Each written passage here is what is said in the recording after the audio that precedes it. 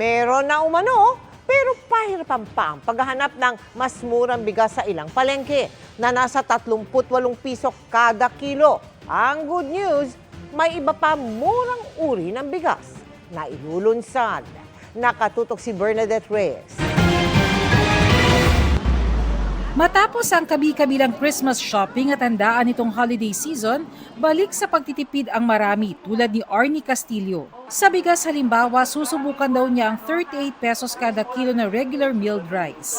Magastos po nitong celebration. Kaya try ko din naman bumili ng medyo mura. Sabi ng Agri-Department, may ganyan silang namomonitor sa Marikina Public Market at sa La Huerta Market sa Parañaque. Meron nga sa Marikina pero natagalan bago ito nakita ni Belinda. Hindi ko po kasi ma'am napansin po eh. Kung nakita ko po siya, malamang biling ko po. Sa panahon mo ngayon, hindi po ba? Ay mahalaga ho, may makain po kayo. Nakikita nila mayroong mababa, nabili sila. Lagi pong mayroon, di nawawalan kasi may direkta sa Bulacan amo ko eh. Para? Maghanap ng ganyan.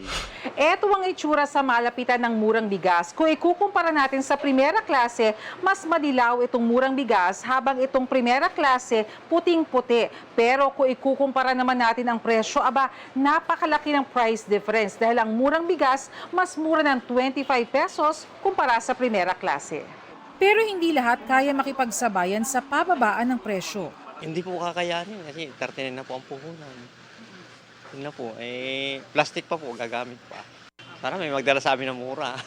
Ang good news, ngayong Enero ay magbebenta na ng Nutri-Rice at Sulit Rice sa mga Kadiwa Center at piling pamilihan at estasyon ng tren.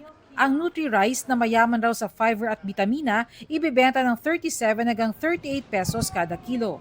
Habang ang Sulit Rice naman mas mababa pa ibebenta sa halagang 35 to 36 kada kilo. Maganda pa naman yung quality. Ang kaibahan lang talaga nito ay broken itong bigas na to. Yung Nutri-Rice naman, ito yung in-between natin ng well-milled at saka ng tinatawag natin na brown rice.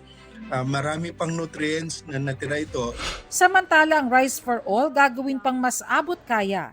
Inaasang hamon ang La Nina sa first quarter ng taon bago bumalik sa dati ang dami ng ani. Yung 38 to 39 na presyo ng Rice for All ay magsisimula na rin ngayong taon na ito. Nanatili namang mahal ang baboy. Umaabot hanggang 430 pesos ang kilo ng liempo sa ilang tindahan sa Marikina, habang 360 pesos ang kilo ng kasim o pige. Ito pa rin yung patuloy na epekto ng ASF. Magkakaroon na ng pagbaba sa demand ngayong January, February. Para sa GMA Integrated News, Bernadette Reyes, Nakatutok, 24 Oras.